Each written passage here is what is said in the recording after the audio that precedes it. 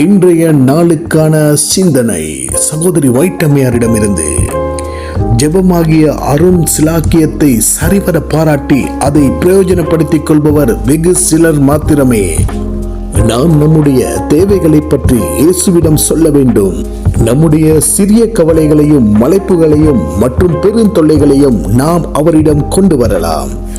நமக்கு கலக்கமும் துன்பமும் உண்டாக்குகிற எதுவானாலும் அதை குறித்து நாம் கர்த்தரிடம் ஜெபிக்க வேண்டும்.